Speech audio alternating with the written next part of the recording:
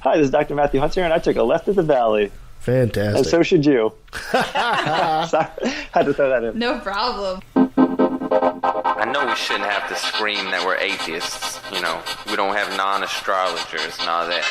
But with the religious people taking over the world, I mean, we can either speak up or be pushed into a corner. I'm proud to be an atheist, a skeptic, a non-believer, an infidel, a heathen. I call it how I see it. I say it's ignorance and you just call it faith in unsubstantiated claims. That's something to be ashamed. I'm an atheist.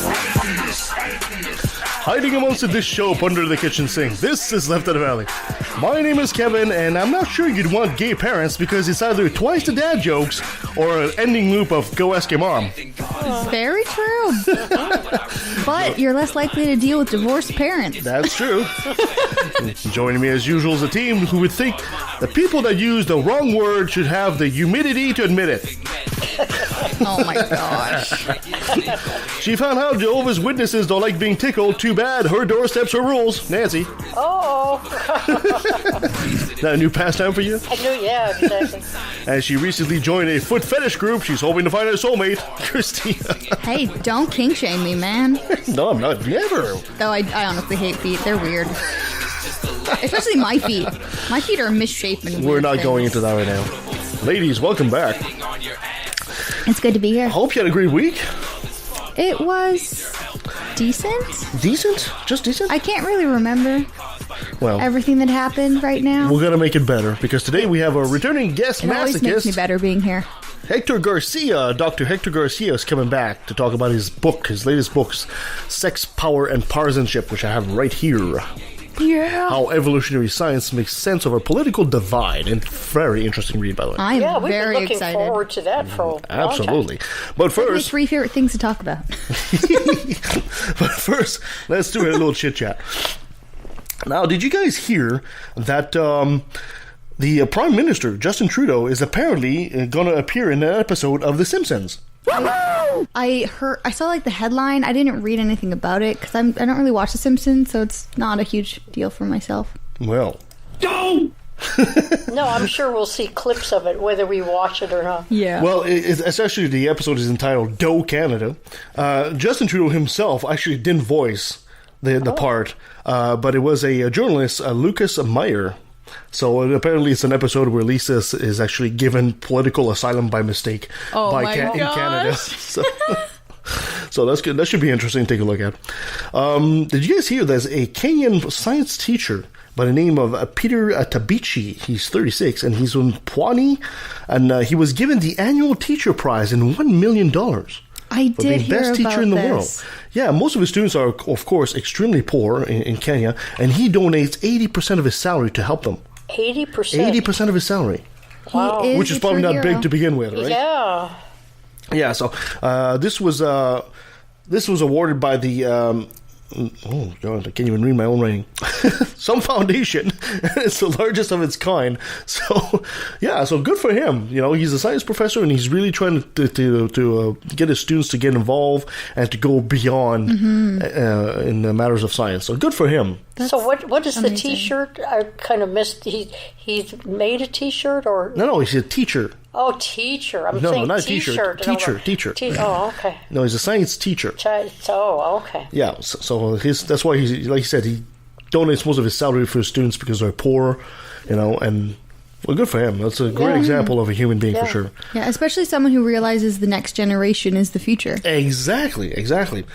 Staying in Africa, did you guys hear there's a gang of poachers in South Africa? They received 25 years each for killing endangered rhinos. I did, and they deserve it. There's a huge court case that went over for 3 years. The Neglolu gang, oh god, I might massacre this, were sentenced to 500 years for 55 counts of poaching, which is huge. Oh.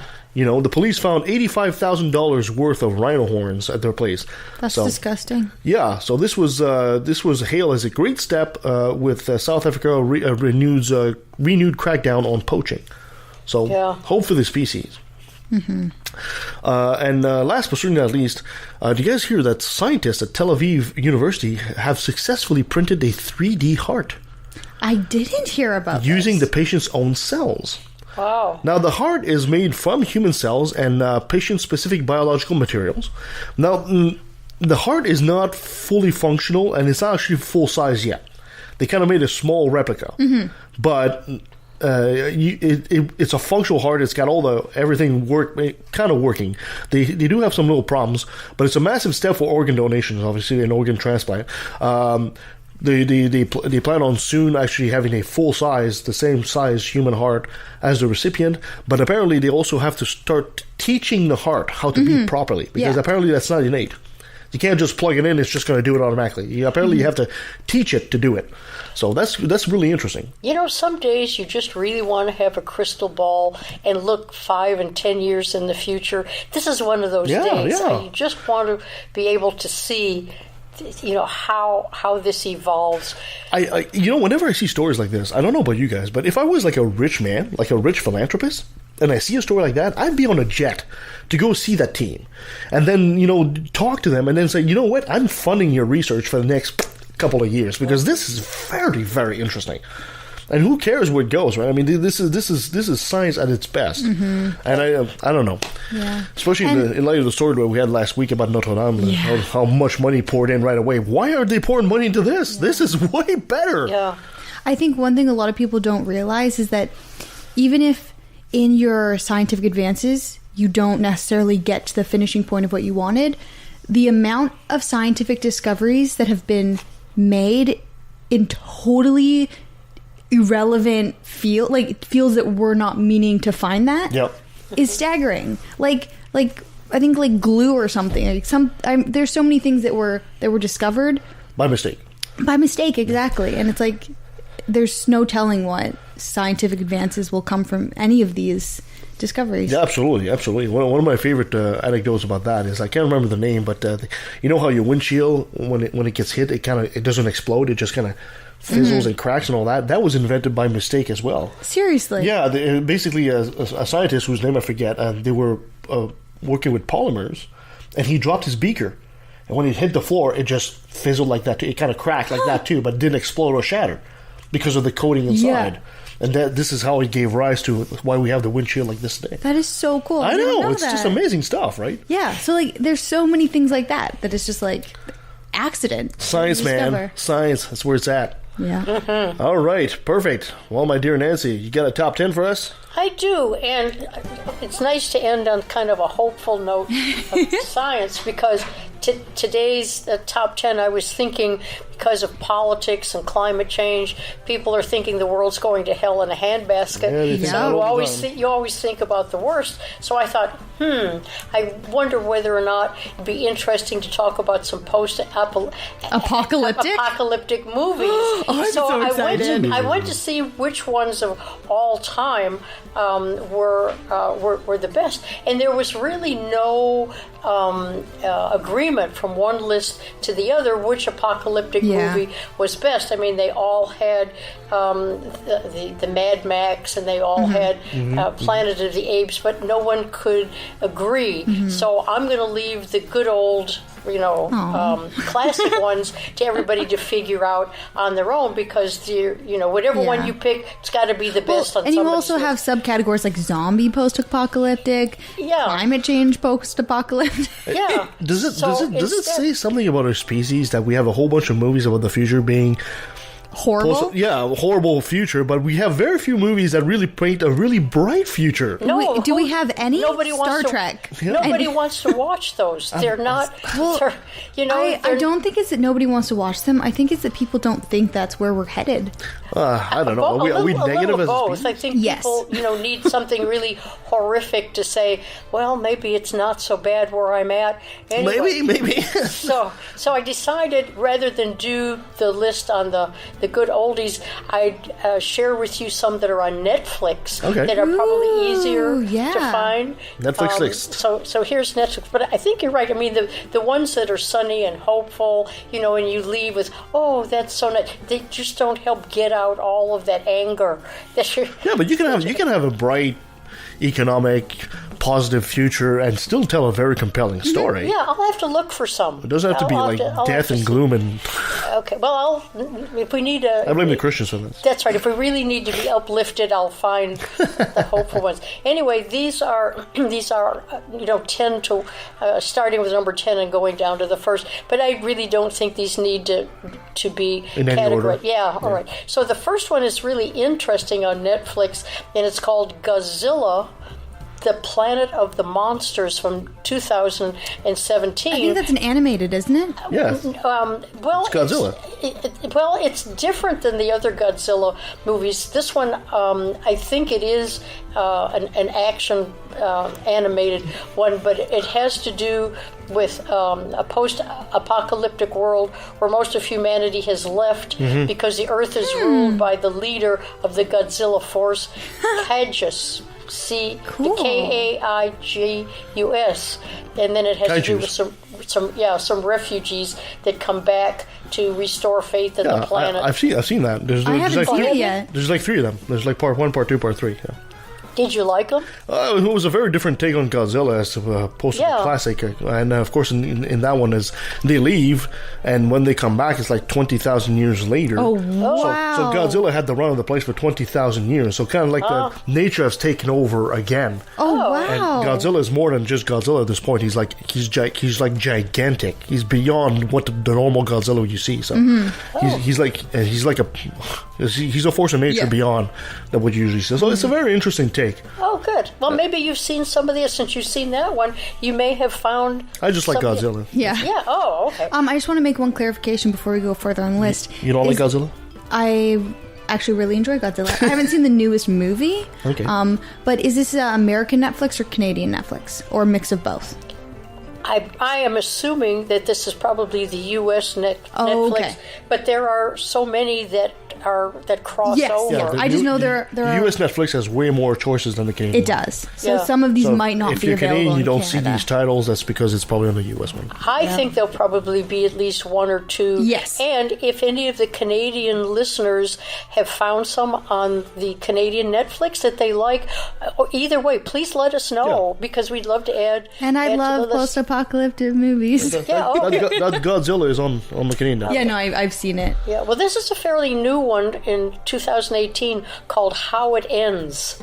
Oh, I haven't heard of that one. This is interesting because the reviewer that put it on really is kind of iffy about it, but he thought overall it would be a good thing to watch because of the action scenes in it. But this one is about a young man who's trying to find his way back to his pregnant wife in a post-apocalyptic world, and the world isn't the same. It's full of chaos. Is he going to be able to meet his wife? Da-da-da-da-da. It starts out really well and then kind of fades, but he said, if you really like the action scenes in there, it's worth hanging in there on the home. The cliche of a pregnant woman in a post-apocalyptic world. That's such a cliche. Yeah. Yeah. I know, but maybe the action scenes make up. It makes for compelling viewing because it's that more vulnerable person that you're trying to protect, right? Yeah, exactly. This one is from 2017 called Cargo. Did you see that one? I haven't seen it, but I've seen the short film that it's based on. Oh, okay. It's the short film. I think it's of the same name. I think it's an Australian short film, and it's amazing. It's only like a 10-minute short film, and the movie. I've wanted to watch the movie. I haven't yet, but it looks really good. Well, this movie is a sympathetic zombie movie. Not very many sympathetic zombie movies. Sympathetic zombie but, movie. If you want to find a zombie movie with a heart, this is the one. Or that's rapidly decomposing. Yeah, I know. Who would ever think that you say a zombie movie with a heart? The reason it's sympathetic is it's a dad who has a young daughter. I think she's only 18 months. She's very young, and he gets bitten by a zombie. And so he knows he's going to be turning into a zombie, but he wants his daughters to survive. So he straps her to his back, and it makes it, and he makes it so when he's a zombie he'll keep walking, and he can't reach her. No, he can't reach her. Yeah. And so if anybody finds him, and I think he puts something so people will know that she's there. Yeah, I haven't seen that's in the short film. And the movie, I'm assuming, will just add more character development. It'd be good to watch them both and compare. At their number 7 is a movie called Blame from 2017. Haven't heard of that one.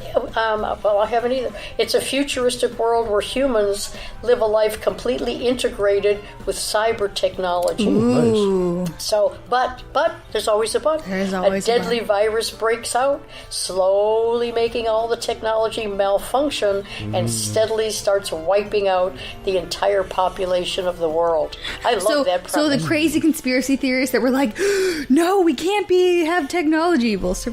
Yeah. Preppers. The reviewer says if you're not a real techie and you're not up to a lot of the modern things, keep Google on your lap because you may have to Google an awful lot in order to keep up with what the premise is, and this, or as it goes on. Number 6 is from 2016 called Spectral.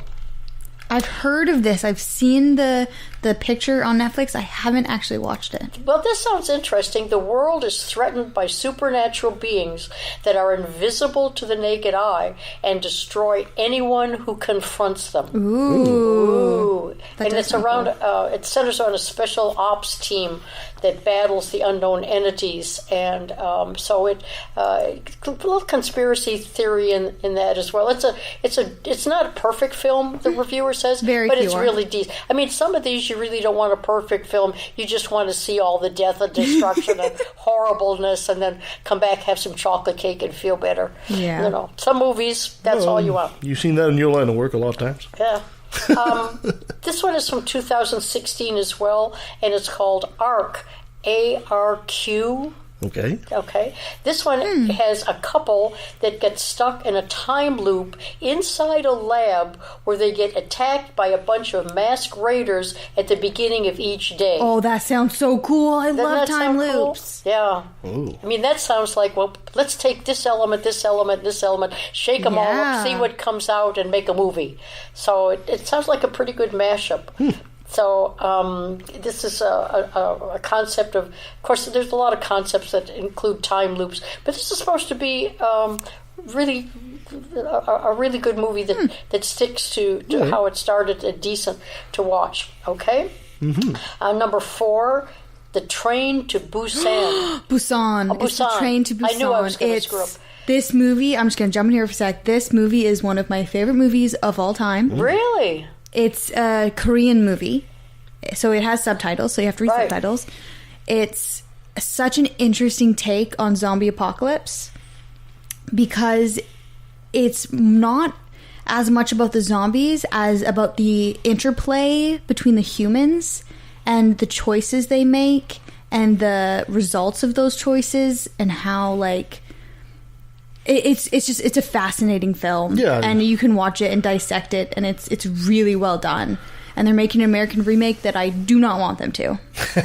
So we know they it's destroy everything. Yeah, so we know it's on Canadian Netflix. Yes, it is. Okay, yeah, that's good. That's great. Yeah, no, and it definitely is a movie that I 100% would recommend to everyone, especially if you like zombies, because there are some amazing zombie scenes in it that are amazing.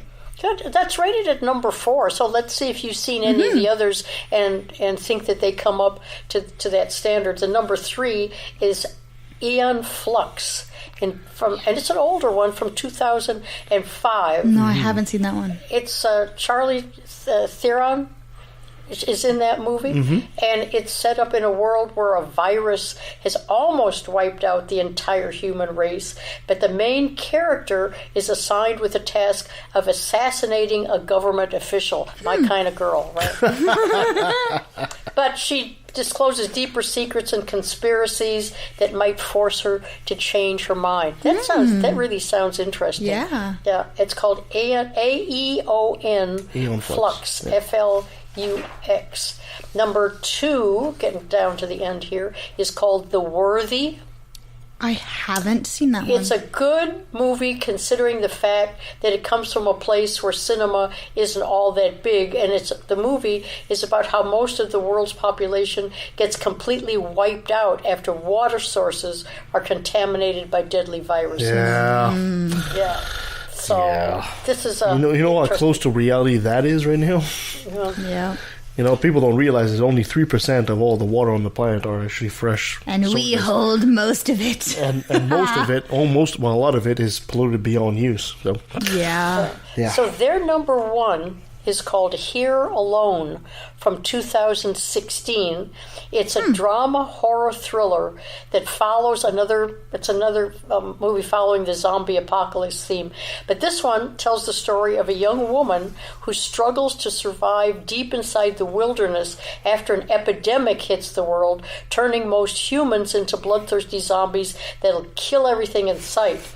So the reviewer says it's got a good share of very gripping and brilliant moments, but there's not a whole lot of substance to it. So I guess it's better technically than it is in terms of content. But the emotional appeal of the character keeps you hooked, and the rest of it you kind of pass your time. So it sounds like the one that is the winner out of all of these is the one that you like. Train to Busan. Train to Busan. Yeah. The thing that I like most about that film is it shows the difference of people working together versus people sticking out for their own skin, and it does it in such a good way that it's like, oh yeah, no, people actually do that. Oh yeah, people would actually do that. But then also like the good in humanity, where it's like people wait and try to save other people, and I now I want to go home and watch that movie. Looks like you're going to pick up some popcorn on the way home and watch it again. At home. Well, before you do that, since Kirsten's not here, I guess you're doing another brilliant moment. I'm correct? I am, and I'm so nervous. Okay. Take your time, sweetie.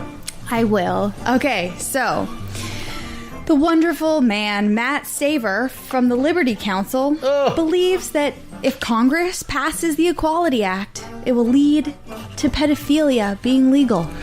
No way! Yeah. We've all been waiting for that. Pedophilia is spelled with the same kind of letters as equality. There's the link. Yeah, it's from the same alphabet. There we go. Absolutely. Yeah. Undeniable link. Yeah, and this is an idea that for me has boiled my blood for years. So when I saw it, I'm like, okay, this is the story I'm doing. So the Equality Act, all it actually does is adds explicit non-discrimination protections for LGBTQ people to the federal civil rights laws. So making it illegal to fire them for being gay or trans, just like it's illegal to fire them for being a woman. Yeah. And making it so like they can, I don't know if it does housing, but hopefully it also covers like you can't not rent to them. I don't know if it specifically does that, but yeah. So this is what he's saying will cause it. And on a recent Faith and Freedom podcast, he said, if the so-called H.R. 5 Equality Act is passed, it will open the door to pedophilia. That's right. There's a huge danger in so many areas, but this is also one. Linda Harvey wrote an article. It says, Equality Act opens back door to pedophilia. And she begins by saying, Jason is 13 and wants to date his 21-year-old student teacher.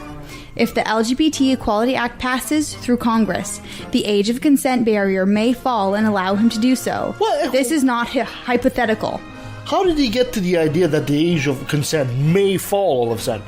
I don't know. Hey, if you've got absolutely no logic whatsoever, yeah, exactly, and all crazy religion in your head, is there any doubt that the two are going to be related? It makes no sense whatsoever to also think you're going to give people rights, and somehow they're going to say, well, finally we have the right to get married. Now let's take off our mask and screw a kid for some reason. It's like, what the hell? Did you notice the thing in that story that makes me just disgusted? Well, the whole story is disgusting. In his setting up this child, wanting to date his teacher, he put it on the child. Yeah. He's like, this 13-year-old kid is the one pursuing the adult. Yeah, it's like, course. Are you kidding me? Like, children cannot consent. If they did have a relationship, it would be the adult's fault. Yeah, well, of course, and of course. But then the adult would blame it on the child. Well, yeah, and it's for being it promiscuous. shows such a disgusting, insidious kind of like mind those frame. pedophile priests kind of do the same thing, right? Exactly. Yeah, exactly. It's disgusting. Yeah. I mean, let's face it. We've all, as kids, kind of thought, I kind of like the way my teacher looks or something like that. Speak for yourself. Never happened to me. No? Okay, well, no. I've had a couple of good-looking teachers, but it doesn't change the fact that there's no way in hell a 13-year-old is going to start initiating some kind of relationship with an adult. And if he or she actually has the guts to do so and try that, I think the adult normally would say, you know what, kid? No, you need to. They you should, need to know otherwise they're pedophiles. Exactly, right? And tying this whole interaction to the Equality Act. That's where it's. Wait a minute. It makes no sense whatsoever. I think it shows how they have a fundamental misunderstanding of what the LGBT community is. Because I don't think so. Well, I think they know exactly what they're doing. What they're doing is they realize they have no argument whatsoever against this. So they're just going to find what one of the most repulsive thing for most people is, which is attacking a child, and just going to associate them somehow, hoping that the masses of sheeps out there are just going to follow suit. I think they know exactly what they're doing. Yeah, I think there are a lot of people who do that, but I do think there are some people who honestly have a misunderstanding of what, like, because there's so many people who are against gay rights. Yeah, of course. Who don't realize all it is a consenting adult. Yeah. In a relationship with another consenting adult. Yeah. It's like the one thing that all of these things have in common are consenting adults. No, I mean, it was even, I don't remember the percentage, but even this week, in 2019, there's still a segment of the Canadian population, and of course a larger segment of the American population that thinks that gay is a choice. This is disturbing, right? These people, they voice their opinion, and, everybody has a right to voice your opinion, but for Christ's sake, when you don't know anything about nothing, shut the hell up, or learn something. Go find an expert and ask questions. The tide of ignorance is rising. Yeah, but then world. You'd have to give up your beliefs that are based on nothing. Yeah. And you actually have to think. It's so much easier to say, no, this is an affront to God and a moral, debasement of all of our morals, and stick to that without having, why go any further? You're right. Yeah, exactly. These people, they don't. If they had any education, they'd all be in favor of the Equality Act. Yeah, exactly. And the world doesn't, people in the world don't work that way. Yeah. Unfortunately. I don't understand why people fight so hard, tooth and nail. The same thing, we have this battle going on here all the time with the Sochi 123, and we spoke to Brad and Veronica Dras and all that. It's like people are going out there with the most outrageous, lucrative things, saying that teachers are going out there trying to teach kids that they can choose to be a boy or a girl. No, it's not at all what's happening. The program is simply stating, don't be a dick. If you find out you have a classmate who turns out he looks like a boy, but he actually is a girl, don't be an ass to him or her. And that is it. Well, last night I was with a group of people who were watching A Boy Erased, which has to do with the conversion therapy. Disgusting. Unfortunately, I was sitting in a place where I couldn't hear anything, but I watched it, but I couldn't hear. But it's the same thing. It had to do with a minister in Kentucky and his wife, whose son was gay, and they didn't know any better than to send them to conversion therapy, which turns out to be, horrible. It's torturing children until you break them down enough that they say they're not gay or lesbian anymore. But the film ends on a high note where he actually breaks free of the conversion group, therapy. the conversion therapy That's awesome. group, and finds his own way and his own person that he finds to have a positive relationship with. So it's great that it ended well, but it's the same thing. The parents, all they knew was this is against God, this is against everything, and the only way they knew was to send him to conversion therapy, which was the worst thing they could have done. Fortunately, where we are here in BC, gay conversion therapy is illegal. Yeah. Yeah. Unfortunately, it's not the same case in a lot of places like in the States. A lot of places in the States, it's still legal to do these kind of things, but it's a battle they're going to lose, but, it's how much damage are they going to do in the meantime. Yeah. It's a battle they've already lost in a way. But, like I said, how much damage, and think about it this way, right? Being gay is not a choice, but being homophobic is. Yeah. I like that. Yeah. Exactly. All right. Well, thank you, my dear. That was great. I try. You try very well. So let's take a quick pause, and when we come back, we'll be talking to Dr. Hector Garcia about his book, Sex, Power, and Partisanship. How evolutionary science makes sense of our political divide. Great. So stay with us. What's up, heathens? I'm the Godless Engineer, and it would be great if you could join me on my YouTube channel. Over there, we post videos every day. On Mondays, we normally post a response video of some kind. Tuesdays, we post our daily Bible podcast that I record with KC. Wednesdays, we read comments. Thursdays and Fridays is conspiracy theory and flat earth stuff. And we have a new segment that runs Tuesdays, Wednesdays, and Thursdays that is Today I Learned from KC. Hi, y'all. So please join us over on the YouTube channel Godless Engineer, where we always stand up and use our voice. Hi, I'm God, and I just want to make sure to tell you not to listen to Unapologetics on Stitcher and SoundCloud. That's Unapologetics with an X at the end. But, definitely do not listen to the show. I mean, I swear to me, alright, I will murder my son. I kind of already did that, but don't listen to the show, okay? Hey, Lucy. Can you not call me that, okay? We already went over what my name is, okay? It's Lucifer. Alright, look, Luce. You want to come with me? I'm going to go fuck with this guy, Job. No, don't do that, okay? Can you just leave him alone? Yeah, I'm gonna kill his family. No, don't do that. I'm gonna give him sores all over his body. Don't do that. That's disgusting. And, I'm gonna kill all of his livestock. Stop saying things. Just stop. And I'm gonna blame the whole thing on you. All right, let's go, bud. Remember, don't listen to Unapologetics on Stitcher and SoundCloud. Hey, definitely listen to that show. It's awesome. It's really cool. He's really a dick. I heard that.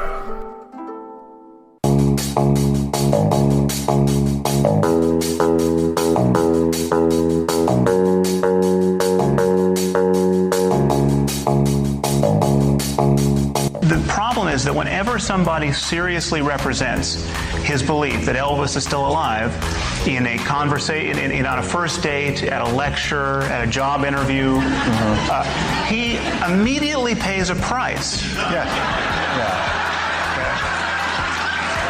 He pays a price in ill-concealed laughter. Right. Now, surely you can agree with that is a good thing. Then he could rattle on about this is not a scientific claim. This is a matter of faith. When I look at you, I see you might be Elvis. I mean, he could do this.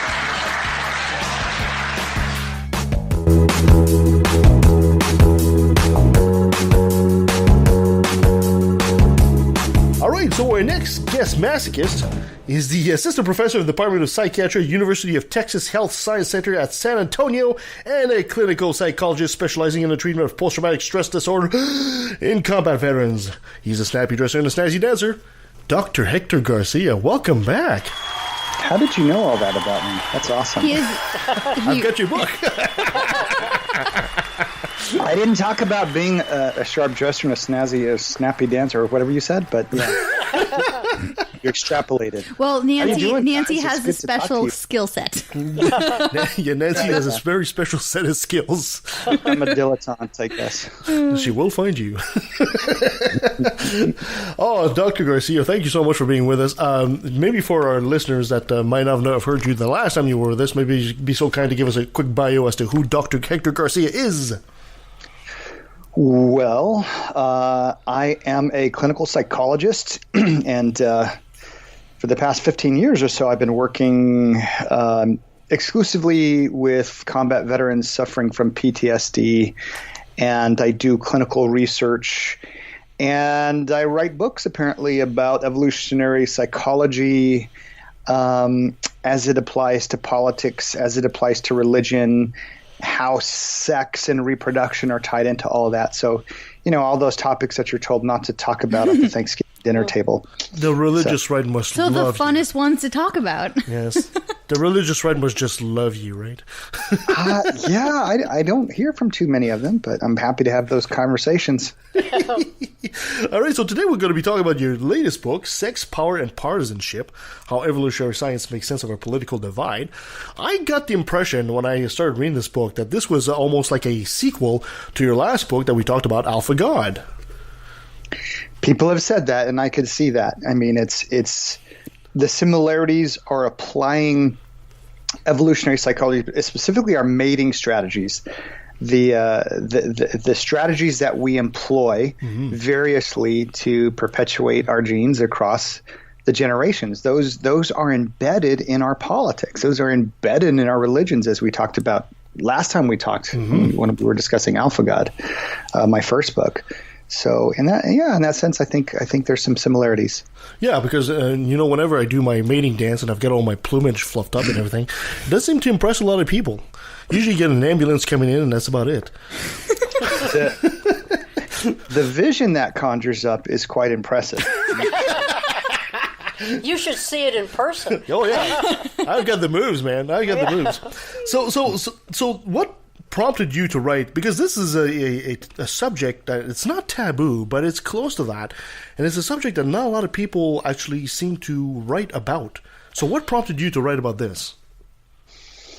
Oh boy, well, the 2016 presidential election in the U.S. that made me pull the trigger on it. I mean, I've kind of been observing these patterns for a long time, but that lit the fire under me.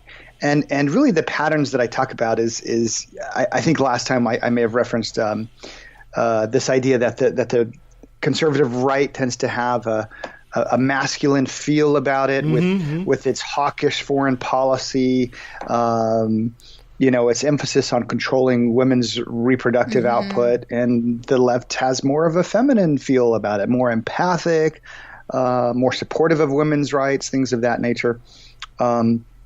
So I had been observing these patterns when the 2016 election happened. I thought, well, we have to understand this event, which stunned not only half of the United States, but like the rest of the world. I mean, you guys as Canadians could probably speak to that, right? I mean, what were your thoughts when you saw the outcome? Oh boy, we were horrified. Yeah, where to start? It was, as someone who Canadians always look at America as kind of like stuck up, like really. Yeah, like they're the best. They only care about themselves. Oh, well, America. Yeah, we do have a feeling that Americans are very America-centric. Yes. Yeah, there's no doubt about that. And for Canada, we're very want the best for everybody. And seeing someone who is spreading such vitriol about the neediest people was just like, are you kidding me? Yes. Like, is this actually happening? Like how is this happening? and this is one of my biggest beef as to what happens in politics, because my old father used to say that, when the U.S. gets a cold, Canada gets pneumonia. Because you guys are our biggest trading partner, we have a tendency to see what comes down the pipe.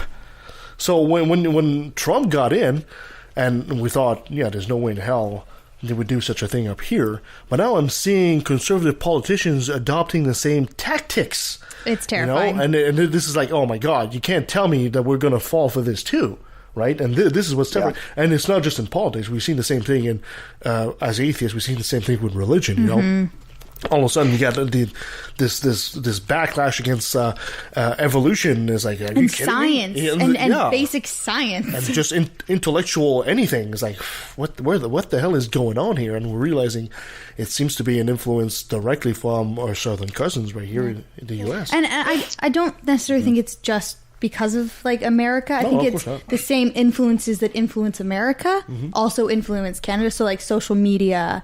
And religion and all that. Yeah, but because it's social media, most of it is from the States. Yes, we get a lot of American of our media news. is from the States as well, right? So anyway, I'm a dual citizen, so it was really more horrifying and more interesting because I could see it from both sides. You know, I'm involved on both sides of the border, and I think most people in Canada were just as informed as the U.S. citizens were. The Canadians didn't miss a beat in terms of the election process, and most of them up here really felt that Trump was going to be defeated, and it was much of a blow watching it up here with the Canadians as it was discussing it with my neighbors and family in the U.S. And then we started seeing some things like when they were running for the leadership for the Conservative Party here in Canada, and you saw guys like Kevin O'Leary. Kevin O'Leary, who's one of the stars from Dragon Den, which is like Shark Tank, essentially. And, you know, he starts spewing all the same kind of lies as Trump is using. Oh, I've got the best advice, I've got the best money, I've got the best words. And he's coming up with these outrageous ideas, and you're thinking, oh my God, this is the same kind of tactic. Wait a minute. Hector just did what he does best. He's a clinical psychologist. I know, he's totally analyzing us right now. No, he asked us a question, and then he was quiet, and what happened? We took over the whole interview. Wait, come back. I'm starting to wonder if he just hung up and just left and got himself a coffee, you know. He probably pulled out a pen and a paper and it's like, okay. Yeah. No, wait a minute. We're on to you now, buddy. Come on, let's come back in the conversation. My goatee right now. he's right by the couch. What you guys, there's a point to what you guys are talking about, and it's also very primitive, and that's one of the things I tried to answer with this book is that we know it. We know it when we watch the spectacle unfold on the news. We know that it's primitive. We know that it's irrational. We know that you know, huge swaths of society are on this runaway horse, and you know, who's controlling this? And so my thought was to try and make sense of it all, because when we look at surface level phenomenon, it just does not satisfy as an explanation. The evolutionary sciences really get to the core of what drives all of this irrational behavior. And like you were saying before, you know, when you have these chest thumpers turn inward to the tribe and start pounding the drums of war and tribalism, it prompts the chest thumpers among neighboring tribes to do the same. Yes. You know, it's this ancient impulse.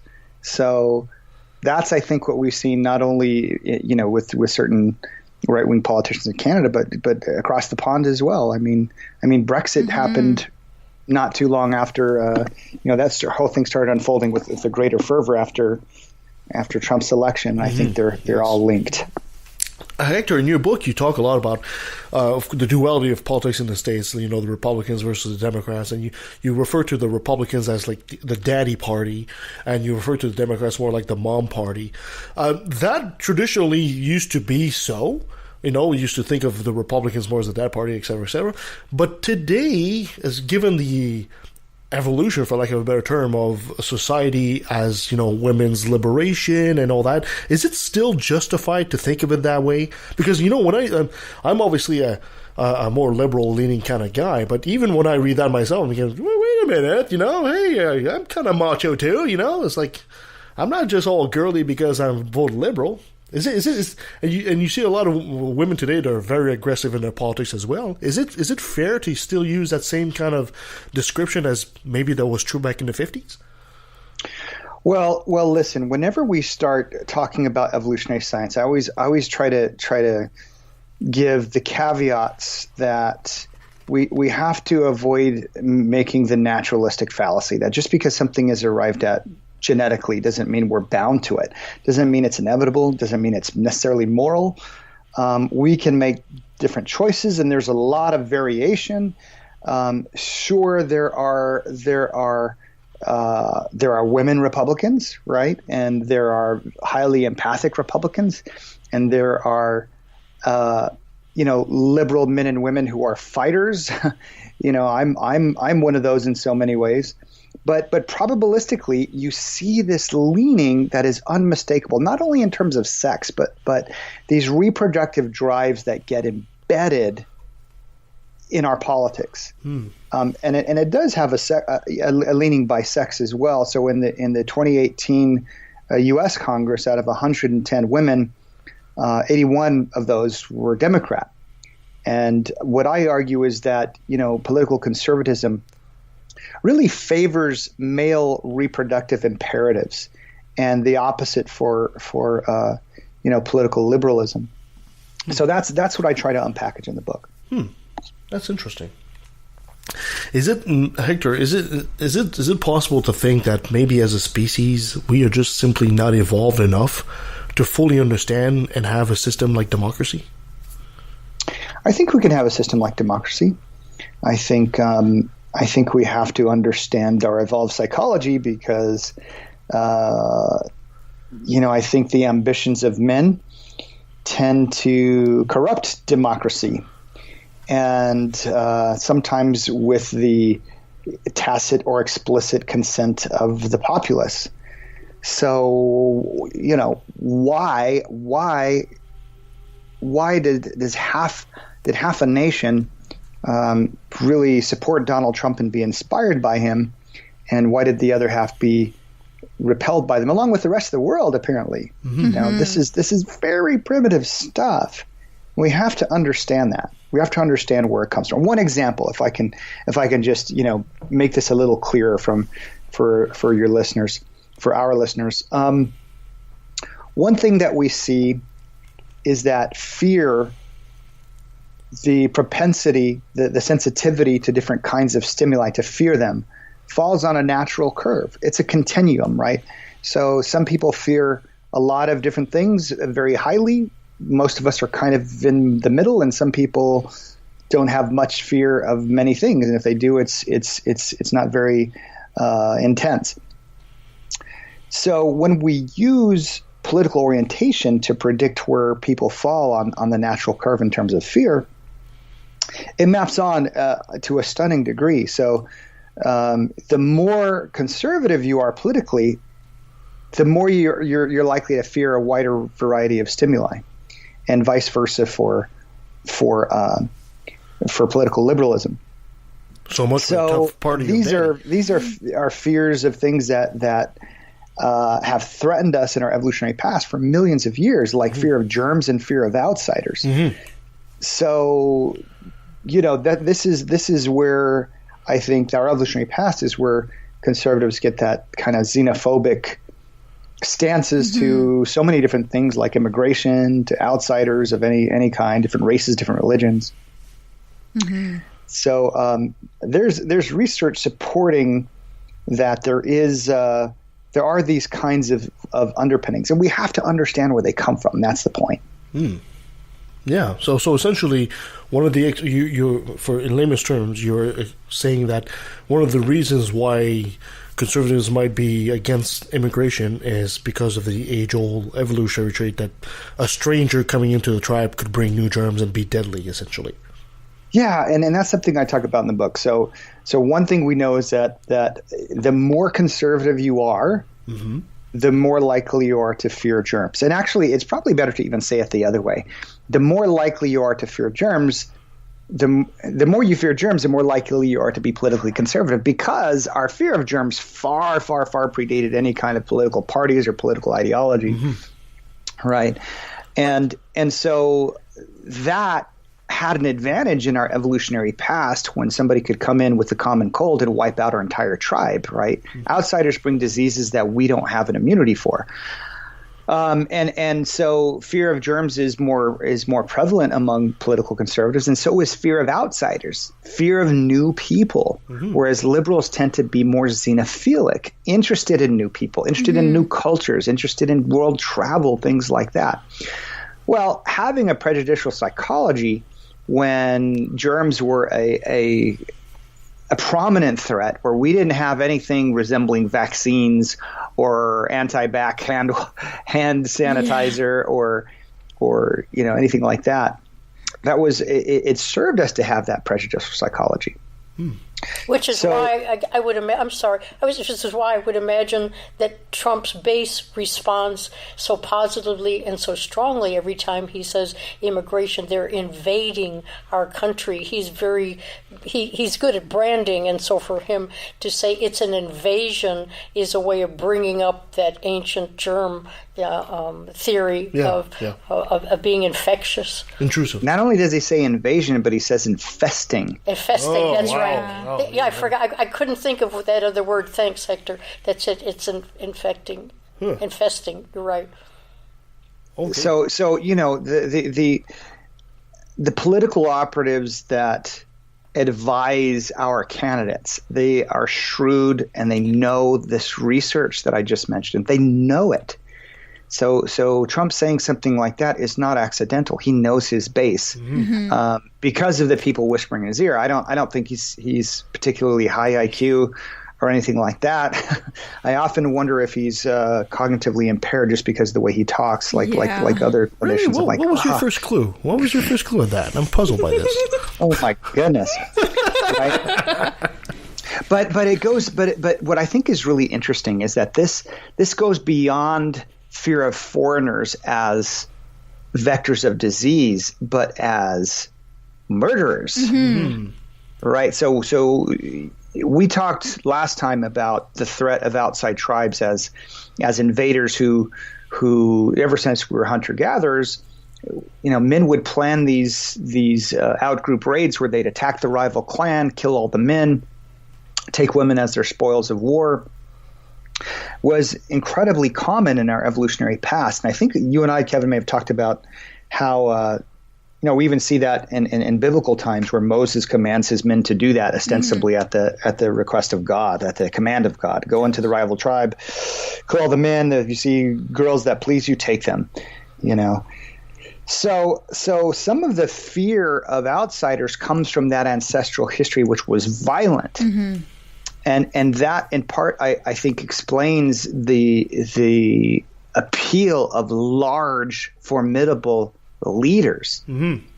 So if you guys had the chance to watch the run up to the election, I mean, Donald Trump was bragging about how big he was at certain things. He's I'm big and all my opponents are little Marco Rubio, little Rocket Man. Like, he refers to everybody else around him as little, and it's all so very, again, it's just so primitive. Like during the primaries, people were bragging about how tough they were over and over. Like Ben Carson, you remember him? He was one of the Republican candidates. He was bragging about how he used to attack people with bricks and rocks and stuff like that. Bragging about it, not hiding that, bragging about it.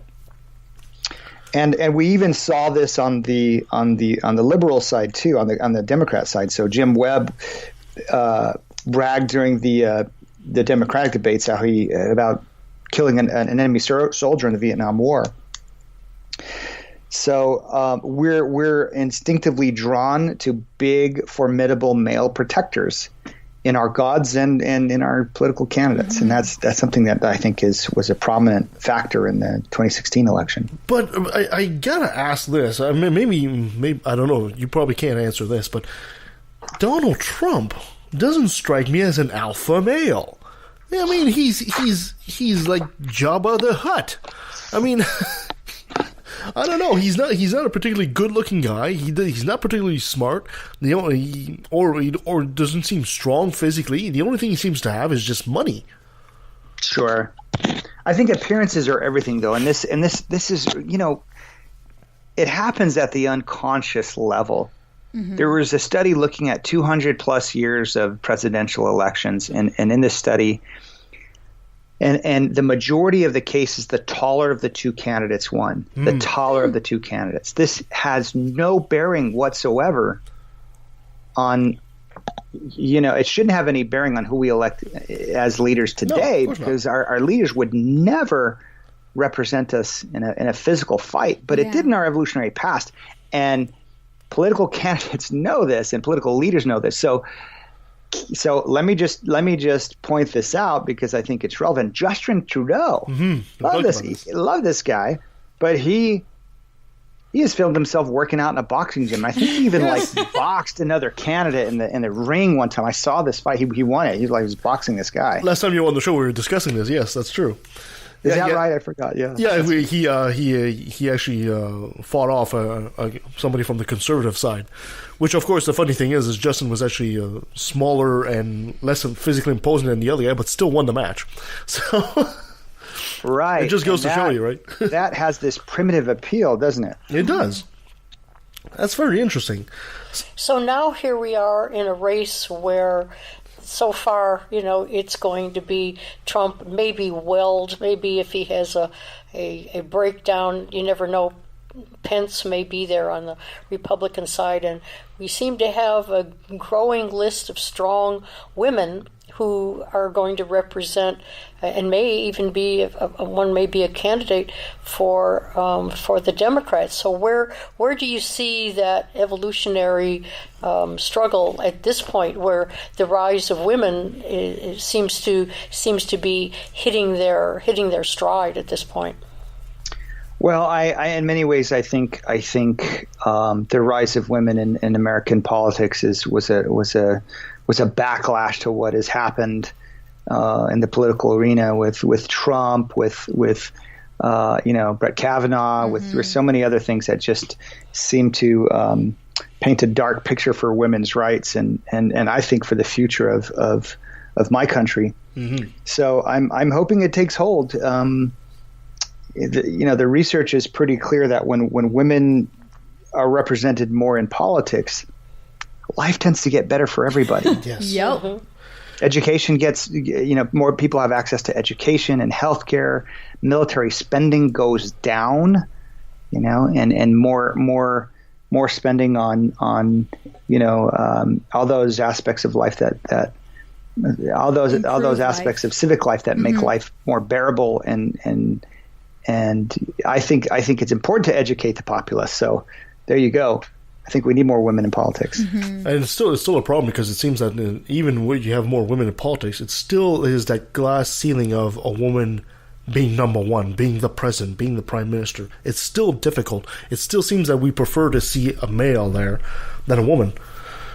I think it's just because not enough women have run. Well, I mean, we need more women in politics. I don't doubt that whatsoever. But I mean, it's still, it's almost like right now, like for example, in the States, you have some powerful women running on the Democrat side, some pretty powerful women. But yet, what's that guy's name? Mayor Pete beat Buttigieg. Yeah, right away. This is just a mayor, and boom, he's right in front right away. Say, hold on, what happened to these women here? You have some really good candidates, but all of a sudden, it's like he eclipsed them all.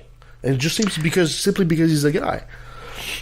Oh, listen, the truth is throughout our evolutionary history, most leaders were male, and they were usually large males. And but this served a need that, we have to ask ourselves, like, how much do we still need that today? Mm-hmm. Exactly. How much do we still need, large men as leaders who have this hawkish approach to foreign policy and paranoia of outside groups and things of that nature, when we live in a very different world. We live in a very different world than the one that we lived in when we were hunter-gatherers, where most of our psychology was cooking, so to speak. Is there a way for us to learn that? Because it seems like obviously the masses that go out there obviously are still, quote, very primitive in their thinking when it comes to voting. So how do we get people to take a look and say, well, yeah, it's great to have a big, tough, screaming man as leader, but this is 2019. This is not like 5000 BC. Just get him to listen to your podcast. That's what you get. Can I add an addendum to that question? And how do you get them to learn when, especially in America, you have so many religious people who think that evolution isn't real, that we don't have this thousands and millions of years of history in our genes and how our minds work? How do you convince them that a lot of their political decisions are based on that, which they don't believe exists? So can education trump the instinctual way we pick our leaders? Mm-hmm. That's a terrific question, and it depends. It depends on the kind of education. I think we're flexible. We're adaptable. That is who we are. Homo sapiens means wise man, wise human, because that is our adaptation. We learn, and I think our evolved psychology is still a kind of a frontier. I mean, these fields are incredibly new. So I think I always advocate for critical thinking being a mandatory component of the public school system. Yes. And for evolutionary science to have a protected place in those curricula for what it tells us, for all of the unconscious, often destructive, often oppressive drives that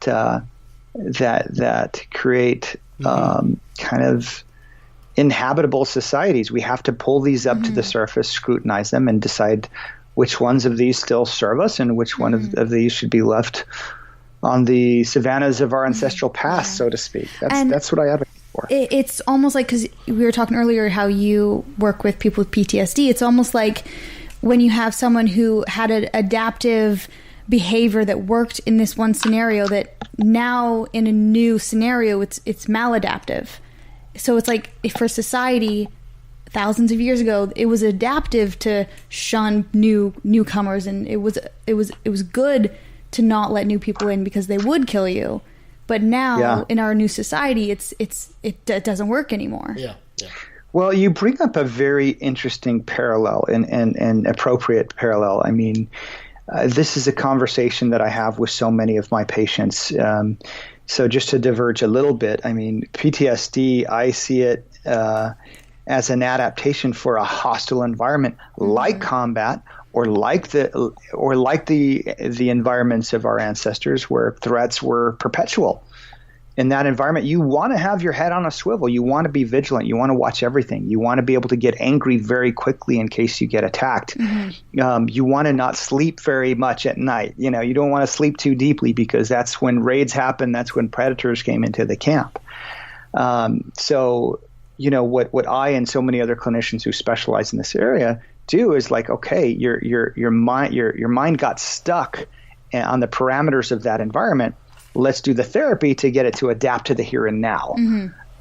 So I, as a clinician who sees this happening, I do think there's great room for adaptation, but we have to continue to fight for the right to question. We have to continue to fight for science education in the public schools. And I think against, anti-science, superstition.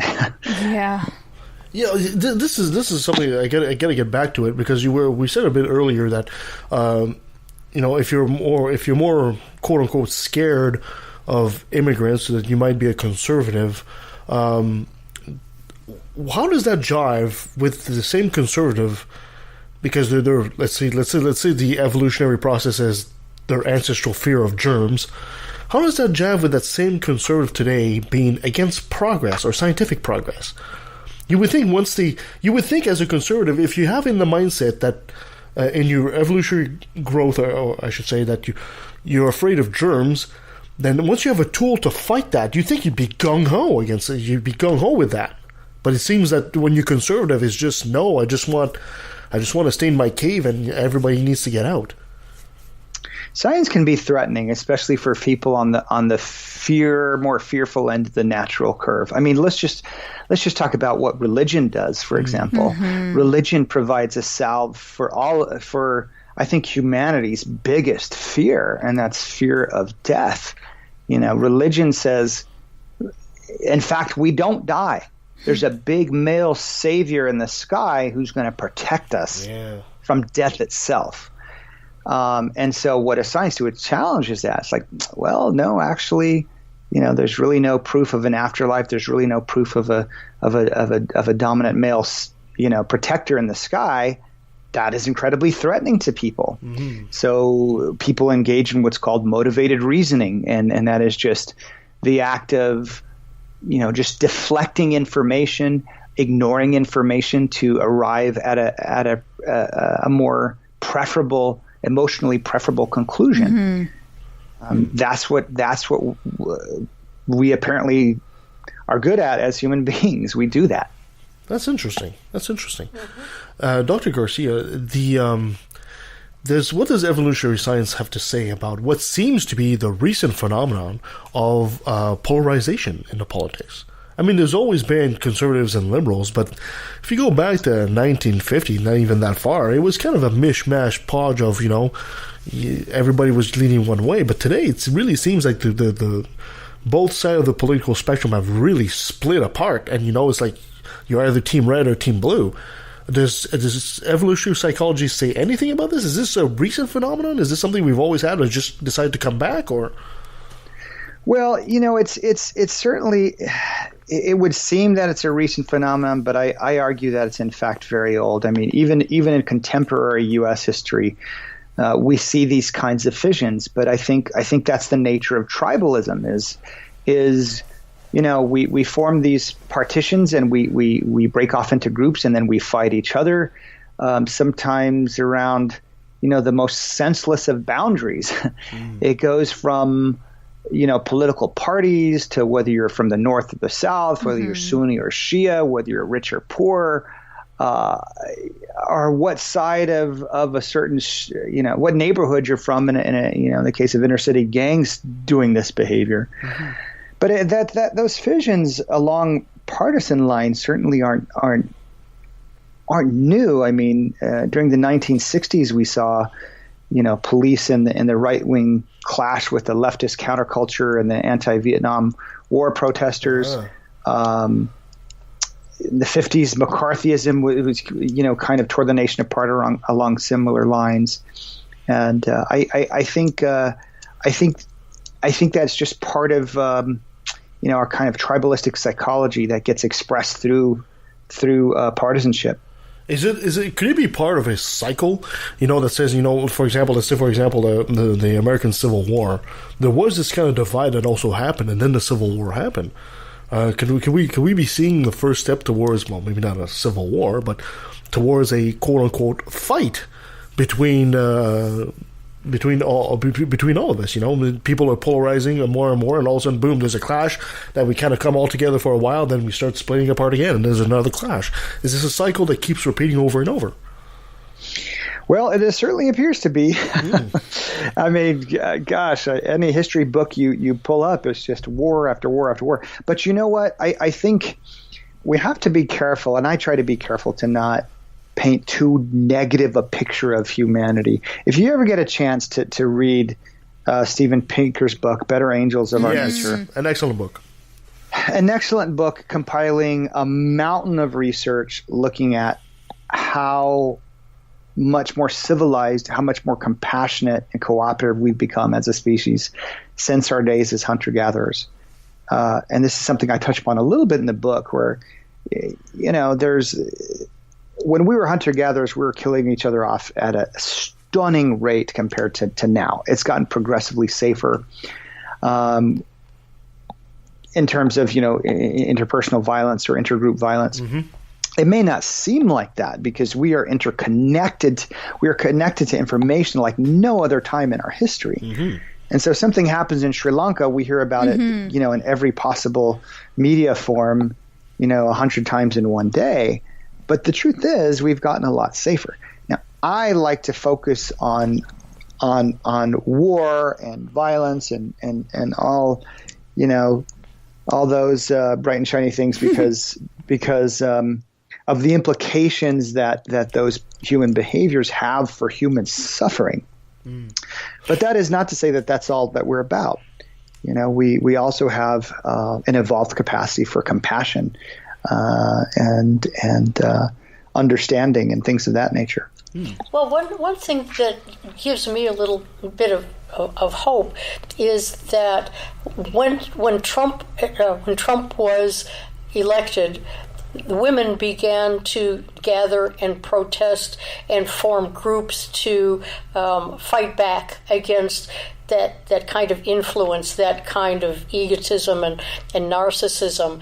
That and the Me Too movement, and also the fact that one of the best voting blocs in the U.S. has been that of black women, and they've banded together and been able to elect people, or at least try to elect people that have a more reasonable point of view.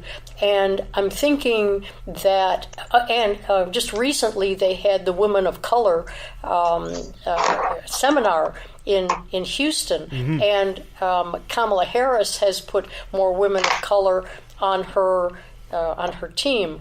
And the fact that women are beginning to come into their own more in terms of being able to express powerful ideas and begin to think of themselves as influencing elections, perhaps that more cooperative spirit will help eventually get rid of a little of that polarization, because the more women are involved and the more women run, perhaps, as you were talking earlier, Hector, that influence will be part of our better natures. Does that give you any hope at all?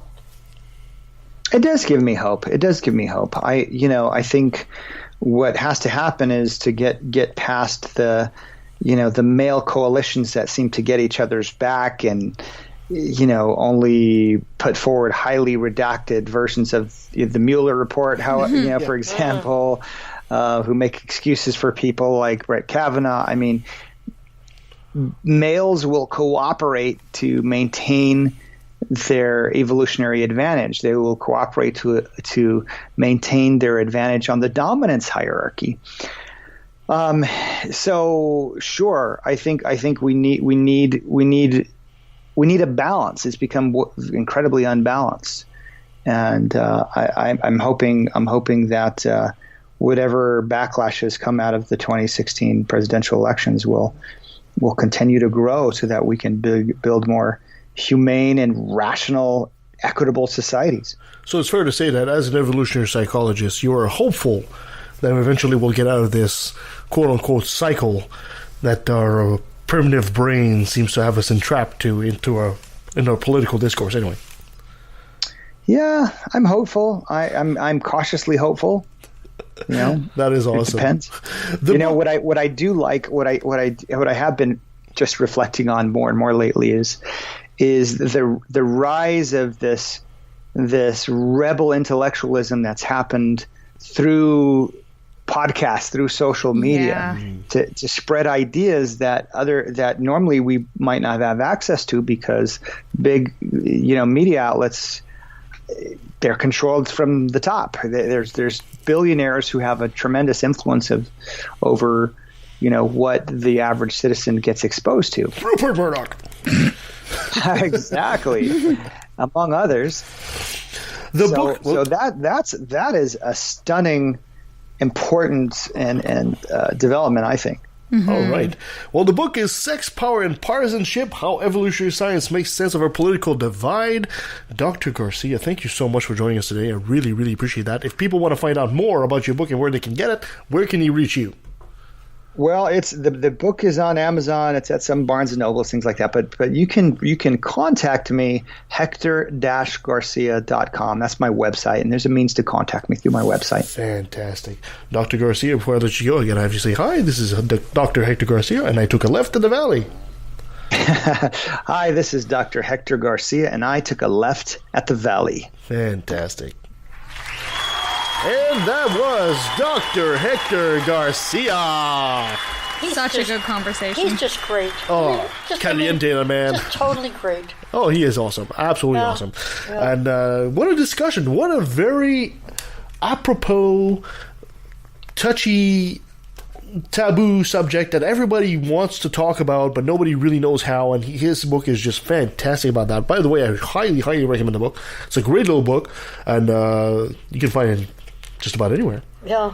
So, I mean, it gets down to when you extrapolate from all of that, it really gets down to choice and free will, when you realize how much of human nature is controlled by our our primitive nature, our primitive past, and our primitive way of looking at life and looking at other people. You know, I've been thinking, we get so many good authors and so many good books on this show. You ever thought that maybe what we should do is just buy a couple of the copies, and whenever we get like a Patreon or something like that, we just send them a copy of a book or something? Sounds great. That'd be an interesting thing to do. What do you think?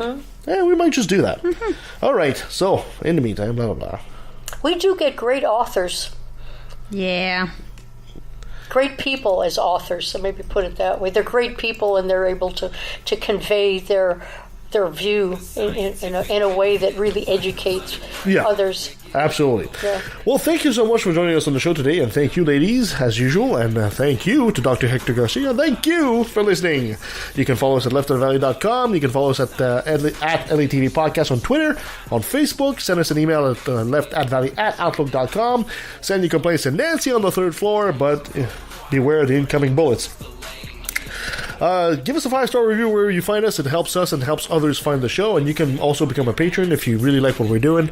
Patron/LATV. All right, coming up next week, our old Dr. Del Rey returns. Oh yeah, we love Dr. Del Rey, and we're going to be talking about renegotiating your relationship.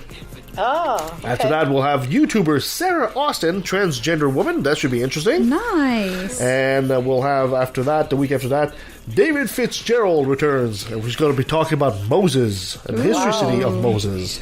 And, of course, at the end of the month of May, we'll have Anthony Magnabasco come back to give us another example of street epistemology, another lesson. Nice. Yeah. In June, we'll have our favorite nuclear physicist, Dr. Ben Davis. And we'll also have Andrew Jasko and Rex Burks from the Skeptical Texans. Oh, nice. So we're going to be talking about cults. Oh, wow. And we'll have one of Minnesota atheist Hertzie Hertz coming in. And our friend Linda Starr, the Satanist, wrote a book, and she's going to be coming as well to talk about her book. All right. Well, that takes us a little bit. That's a power lineup if I've ever heard one. We always have something really interesting. Don't we? Yeah, we do that. We do that. I know. We're really lucky people will come on and talk to us. We just bug them. I meant that in a positive way. Not that we should be grateful. We are grateful. We are. We're just. You know what? But you're the one that books these people. Thank you. You know what? We're pointing out some quality interviews. For free for people out there. So you know what? Just take it. That's right. Take it and love it. All right. Thank you so much, guys. Anything else you need to say? No, just see you next week. Cuddle a puppy if you feel sad. Sounds good. That's what I do. And go watch that new Avengers movie. Why not? Endgame. I'm not seeing it till next week. I'm so excited. Until next time.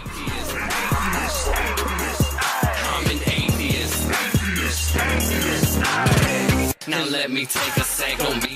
Tell everybody I do it for free. I don't care if you can't afford like a speaker's fee or something. As long as somebody can get my travel, I'd go there and sleep on someone's couch. I'm that committed to it. So always down for that kind of thing. So especially if I can help.